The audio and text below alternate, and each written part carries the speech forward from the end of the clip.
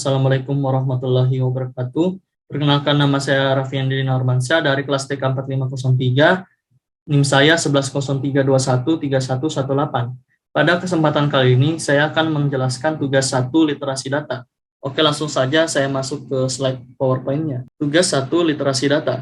Buatlah sebuah mind map atau video yang menggambarkan atau menjelaskan definisi-definisi literasi data, fondasi literasi data, level literasi data, dan data roles. Di sini saya membuat video animasi menggunakan PowerPoint. Langsung saja saya masuk ke materinya. Yang pertama, definisi literasi data. Literasi data terkait dengan kemampuan membaca, menganalisis, dan membuat konklusi berpikir berdasarkan data dan informasi atau big data yang diperoleh menurut Rozak 2018.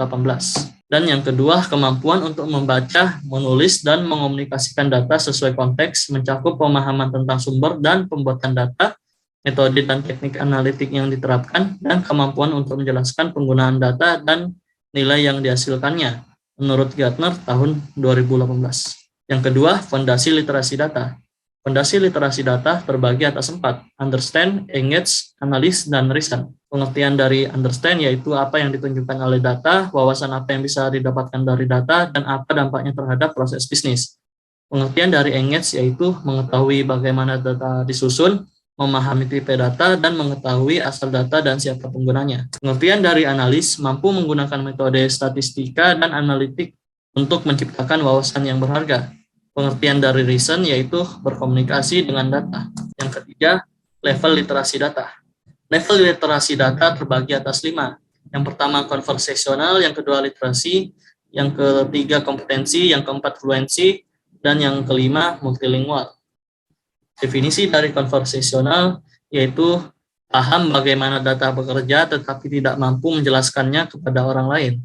Contohnya ialah seorang profesional yang memiliki pemahaman dasar dari nilai proporsi analitik dan komponen yang terlibat.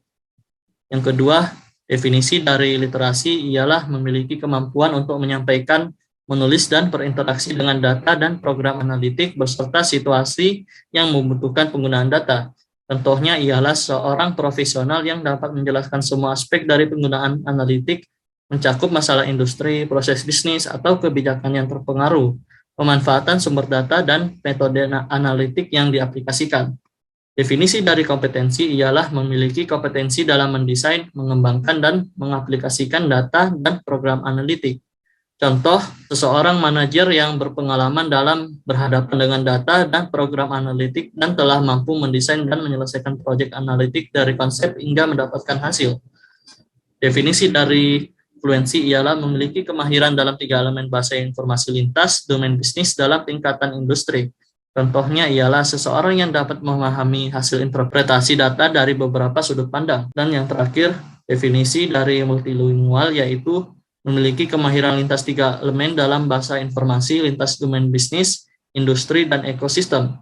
Contohnya ialah seorang konsultan strategi data analitik yang telah mendesain dan membuat solusi analitik lintas industri dan domain bisnis dan dapat menjelaskannya kepada orang-orang awam. Dan yang keempat atau yang terakhir yaitu data roles. Data roles terbagi atas 4.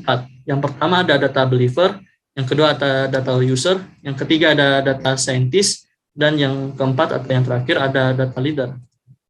Yang pertama, data believer memiliki pengetahuan bisnis yang luas, hampir tidak memiliki keahlian analitik, dan membutuhkan pemahaman terhadap data untuk membuat keputusan bisnis.